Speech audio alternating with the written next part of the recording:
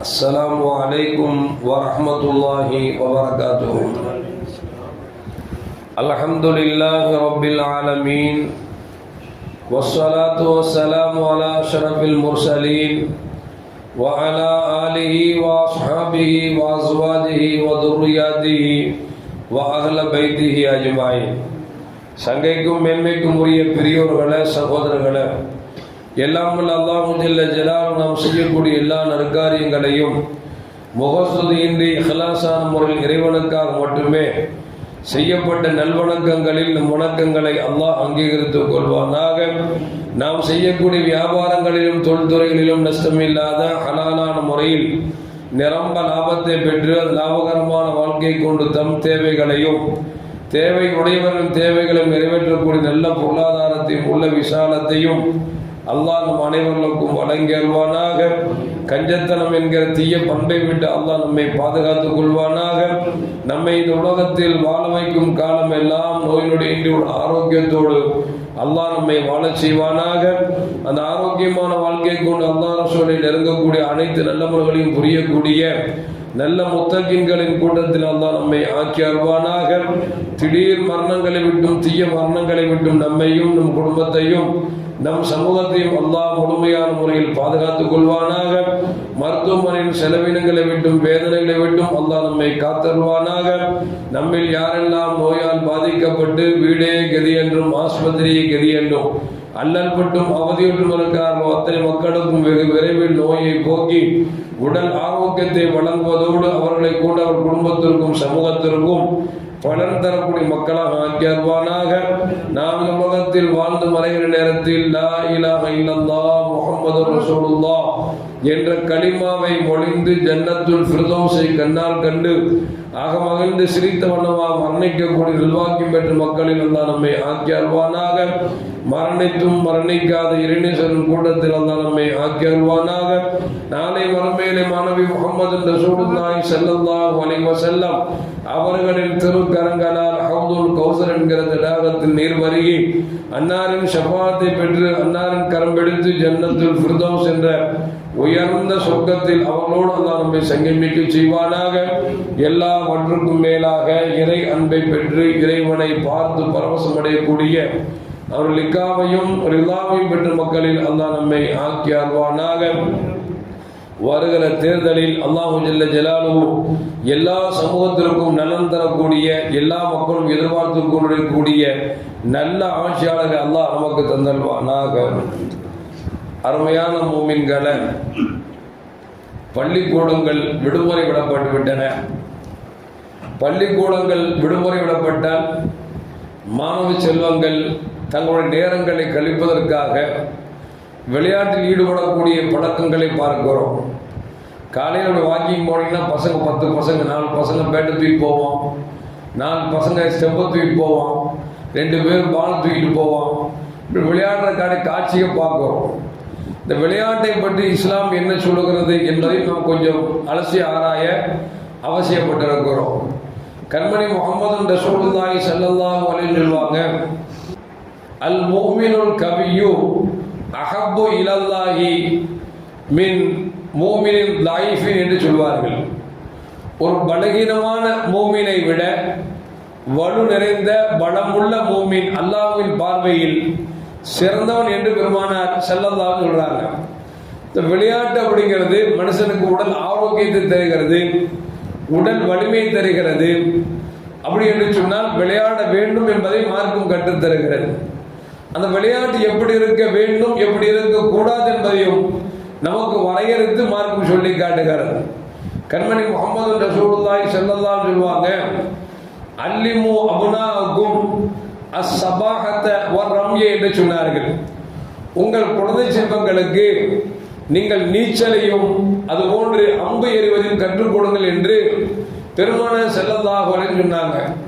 இன்னொரு ஹதீஸில் இப்படியும் வருகிறது, குதிரை ஏற்றமை நீங்கள் கற்றுக் கொடுங்கள் என்று பெருமானார் ஸல்லல்லாஹு அலைஹி சொல்றாங்க. இந்த அம்பு எறிதல் அதுபோன்று நீச்சல் அடிக்குதல் குதிரை ஏற்றம் அந்த குதிரை வீரர் ஆவது இதுவெல்லாம் மார்க்கம் விரும்புகிறது. ஆனால் இன்னைக்கு விளையாட்டுன்னு பார்த்தா என்ன விளையாடுறான்னு தெரியாத அளவுக்கு இன்னைக்கு சில விளையாட்டுகள் இருக்கிறது. இந்த கிரிக்கெட்லாம் பார்த்தா உலகமே இன்னைக்கு ரசிகர்கள் நிறைஞ்சிருக்கிறார். எந்த அளவுக்கு அப்படின்னா, ஒரு முக்கியமான ஆஸ்பத்திரிக்கு போயிட்டு இருப்பாங்க, அது ரொம்ப அர்ஜென்டா இருக்கும். ஒரு இடத்துல டிவி போட்டு இந்த இந்தியாவும் பாகிஸ்தான் விளையாண்டு வச்சுங்களேன், அந்த என்ன நோக்கத்துக்கு போறோமோ அதை மறந்து அந்த கிரிக்கெட்ல அப்படியே பார்த்து ரசிச்சு நோயாளி செஞ்சு போய் விளையாடுவோம் ரசிச்சுட்டு இருப்போம். அந்த அளவுக்கு இன்றைக்கு கிரிக்கெட் மிக மோசமாக போய் கொண்டிருக்கிறது. இந்த கிரிக்கெட்னால் என்னென்ன விளைவுகள் ஏற்படுது அப்படிங்கிறத நம்ம சம்மர் டைம் நிறைய பார்க்கலாம். இந்த பசங்க விளையாட போவானுங்க, போன இடத்துல பார்த்தா சண்டை ஏற்பட்டு ஸ்டெம்பை தூக்கி இவன் அவன் அடிக்க, அவன் இவன் அடிக்க, ஆள் குளோஸாக மொத்த போற அளவுக்கெல்லாம் இன்னைக்கு சூழ்நிலை போயிட்டு இருக்குது. இப்போ விளையாட்டு என்பது மார்க்கத்தில் கூடும். அந்த விளையாட்டு எதுவரைக்கும் என்று சொன்னால், நம்ம உயிரை பாதிக்கக்கூடிய வினை தரக்கூடிய விளையாட்டாக இருந்தால் அதை மார்க்கம் ஒருபோதும் ஏற்றுக்கொள்ளாது அப்படிங்கிறத நாம் மறந்துவிடக்கூடாது. கண்மணி முகமது ரசூலுல்லாஹி ஸல்லல்லாஹு அலைஹி வஸல்லம் ஒரு நேரம் வந்துட்டு இருந்தாங்க. சில சஹாபாக்கள் சின்ன பொடிக்கற்களை எடுத்து எரிந்து விளையாண்டு கொண்டிருந்தார்கள். கண்மணி முகமது ரசூலுல்லாஹி ஸல்லல்லாஹு அலைஹி சொன்னாங்க, இந்த விளையாட்டெல்லாம் செய்யக்கூடாதுப்பா, எக்கு தப்பா எங்கேயாவது அடிச்சுன்னு வச்சுக்கோ, கண்ணு போயிடும், மண்டை உடைஞ்சிரும்.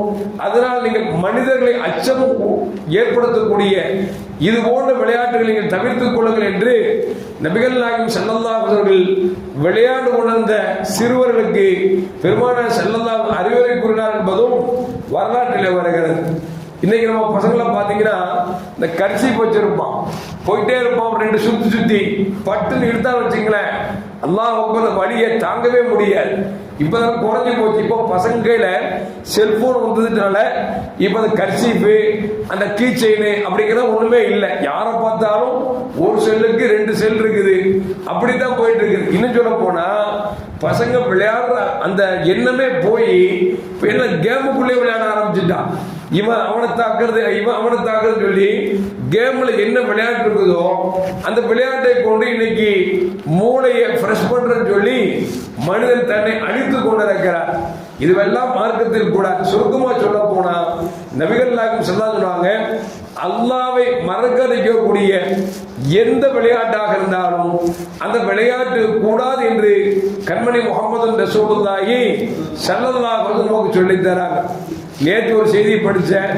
என்ன அப்படின்னா, கல்யாண வீட்டில் ஒரு மாப்பிள்ளையை சில பேர் ரொம்ப விளையாடுவாங்க.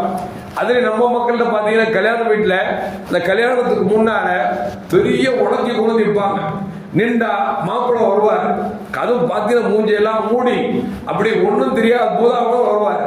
அங்கே பொம்பளைங்கெல்லாம் நிற்பாங்க, உலக்கி வச்சு நிற்பாங்க. என்னடா உலக்கி வச்சு நிற்கிறாங்க, புதுசு நமக்கு அப்பதான் உலக்கி வச்சு நிற்கிறாங்க, அடிக்கடிக்க போறாங்களோ அப்படின்னு பார்த்தா இந்த உலக்கையை தள்ளிட்டு மாப்பிள்ளை போகணுமா. இது ஒரு சின்ன விளையாட்டு வச்சுங்களேன்.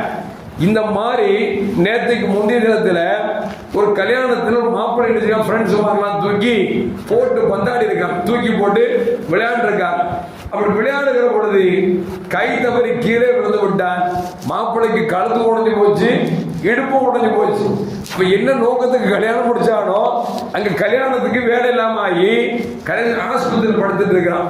எதுக்கு சொல்ல வர, இளைஞர்கள் ஒரு ஆளோட சேரும் பொழுது, கும்பலா சேரும் பொழுது விளையாட்டாக சில விஷயங்கள் நினைத்து கொண்டு விளையாடுகிறார்கள். அது ஆபத்துல போய் முடிஞ்சிருது. அதனால ரசூலுல்லாஹி சொல்லுவாங்க, விளையாட்டாக இருந்தாலும் அந்த விளையாட்டு விளையாட்டாக இருக்க வேண்டும் தவிர அடுத்தவன் உரிமை பாதிக்கக்கூடிய, அடுத்தவனுடைய மனதை காயப்படுத்தக்கூடிய, அடுத்தவன் உடம்பை ரணப்படுத்தக்கூடிய எந்த விளையாட்டாக இருந்தாலும் அது கூடாது என்று பெருமானார் ஸல்லல்லாஹு அலைஹி சொல்றார். அதனால சமூக காலம் வந்துருச்சு. நம்ம பசங்க ஒரு 8 வயசாகிட்டா கூட நம்ம சொல்பிச்சு கேட்க மாட்டான். காலையிலே எழுந்துச்சு அவன் சாப்பிட்றானோ இல்லையோ கிரிக்கெட்டுன்னு போயிடுவான், அல்லது ஏதோ ஒரு விளையாட்டுக்கு போவான். நாம கொஞ்சம் கவனமா இருக்கணும். ஏன்னா பிள்ளைங்க நம்ம வைக்கிறது பெருசு இல்லைங்க, அவன் நல்லா இருக்கிற வரைக்கும் சந்தோஷம். ஏதோ ஒன்று ஆயிடுச்சு வச்சுங்களேன், என்ன ஆகும், நமக்கு எவ்வளவு பெரிய வேதனை. அவன் அடிபட்டு வந்து கிடப்பான், நம்ம உட்காந்து முடிச்சுக்கிட்டு டாக்டர்கிட்ட கூப்பிட்டு போயிட்டு வந்துட்டு அவன் ட்ரீட்மெண்ட் பார்த்து உட்கார்ந்து இருக்கணும். இப்போ குழந்தைகளை வளர்க்குகிற பொழுது எப்பா விளையாட்டு கூட மார்க்கம் இப்படிதான் சொல்லி தருது, அடுத்தவனை காயப்படுத்திடக்கூடாது, ரணப்படுத்திடக்கூடாது, யாரும் மனசை புண்படுத்திடக்கூடாது அப்படிங்கிற நம்ம சொல்லி அனுப்பணுமே தவிர நீ போடா விளையாடுற சண்டை இழுத்துருவாடா பார்த்துக்கலாம் அப்படிங்கிற மாதிரி இருந்தோம் அப்படின்னா நாம் குழந்தைகளை வளர்ப்பதில் நாம் தவறுகிறோம் என்பதை நாம் மறந்துவிடக்கூடாது. எனவே மார்க்கம் எந்த விளையாட்டை சொல்லி தருகிறதோ அந்த விளையாட்டை ஊக்கப்படுத்த வேண்டுமே தவிர அதை விட்டு நாம் மற்றதை நாம் கற்றுக் கொடுத்தோம் என்று சொன்னால் ஆபத்தில் போயிடும். முன்னாள் ஒரு காலத்தில் பார்த்தீங்கன்னா இந்த சிலம்பு சண்டை அப்படின்னு சொன்னா முஸ்லிம்கள் தான் கில்லி மாதிரி இருப்பாங்க, அது போன்ற கராத்தை முஸ்லிம் தான் இருப்பாங்க. ஆனா இன்னைக்கு என்ன ஆகி போச்சு அப்படின்னா அந்த விளையாட்டு குறைஞ்சு குறைஞ்சு குறைஞ்சு இன்னைக்கு ஒண்ணுமே இல்லை. எந்த அளவுக்கு ஆகி போச்சு அப்படின்னா ஒரு எதிரி ஒருத்தன் உண்டாயிட்டான்னு வச்சுங்களேன், முன்னாள் நேருக்கு நேரம் அடிப்பாங்க, இப்ப அப்படி இல்லை. போன் பண்ணிட்டே மாப்பிள ஒரு 10 பேர் வா அப்படியே போன் அடிக்கிறது, 10 ரவுடி பசங்க யாரும் காபி போயிடா இருப்பான். நம்ம யாரும் அடிக்க போறோம், மச்சான் அடிப்பான், மாப்பான் அடிப்பான். இவன் அடிச்சுட்டா கூட பிரச்சனை இல்லை, 10 பேரை கூட்டு வருவான். என்னன்னா அவனுக்கு ஒரு ஆளுக்கு தலைக்கு 1000 ரூபாய் அப்படின்னு சொல்லி கூட்டு வந்து இவன் அடிச்சிருது. நாளைக்கு அவன் அடி வாங்கினவன் 2000 ரூபாய் கொடுத்தா உடனே திருப்பி அடிப்பானா இல்லையா? எதுக்கு சொல்ல வரேன்னா இந்த காசை கொடுத்து ரவுடி பசங்களை கூப்பிடுறது ஒரு வீரமாங்க, ரொம்ப கேவலமானதா இருக்கு. அது நம்ம சமூகத்தில் எப்படின்னா ஒரு அரசியலுக்கு போயிட்டா அது கொஞ்சம் ஒரு பெரிய ஆளாயிட்டா அப்படின்னா அவர் என்ன நினைக்கிறாருன்னா இவர் அடிக்க மாட்டார், போன பண்ண 10 ரவுடி பசங்களை வச்சு அடிக்கிறது. இது ரொம்ப கேவலமான உயர்த்தரமான ஒரு செயலாக இருக்குது. ஆனா முன்னாள் ஒரு காலத்துல அப்படி இல்லை. சண்டன் வந்துட்டா நம்மால் நின்று போட்டு வைப்போம், சிறப்பு கம்ப தூக்கி சுத்தா 100 பேர் ஓடுவோம், அந்த மாதிரி இருந்தாங்க. ஆனா இன்னைக்கு என்ன போச்சு, இன்னைக்கு எல்லாம் போய் பட்டன் அமுக்குனா ஆள் வர்றான், பட்டன் அமுக்குனா சாப்பாடு வருது, பட்டன் அமுக்குனா எல்லாம் வருது. இப்ப எல்லாம் பட்டன் சிஸ்டமா போச்சு. அல்லாஹ் காப்பாத்தும். அதனால ரசூலுல்லாஹ் சொன்னாங்க, நீங்க பலகீனமான ஒரு மூமினை விட பலமுள்ள மூமின் அல்லாஹ்விடத்தில் செல்லும் என்று நபிகள் நாயகம் ஸல்லல்லாஹு சொல்றாங்க. அப்படின்னா விளையாட்டின் மூலமாக நம்முடைய உடலை பலப்படுத்திக் கொள்ள வேண்டும், நம் சமூகத்திற்கு பாதுகாப்பு தர வேண்டும். அப்படிப்பட்ட விளையாட்டை மார்க்கம் ஆதரிக்கிறது. எல்லாம் வல்ல அல்லாஹ் ஜல்ல ஜலாலுஹு நம் குழந்தைகள் விளையாட செல்கிற இடங்களிலே அல்லாஹ் முழு பாதுகாப்பை கொடுத்து நமக்கு கண்குளிர்ச்சிகளாக அந்த குழந்தைகளை தந்தல்வானாக. அஸ்ஸலாமு அலைக்கும் வரஹ்மத்துல்லாஹி வபரகாத்துஹு. ஸல்லல்லாஹு அலா முஹம்மது ஸல்லல்லாஹு அலைஹி வஸல்லம். ஸல்லல்லாஹு அலா முஹம்மது ஸல்லல்லாஹு அலைஹி வஸல்லம். ஸல்லல்லாஹு அலா முஹம்மது யா ரப்பி ஸல்லி அலைஹி வஸல்லம்.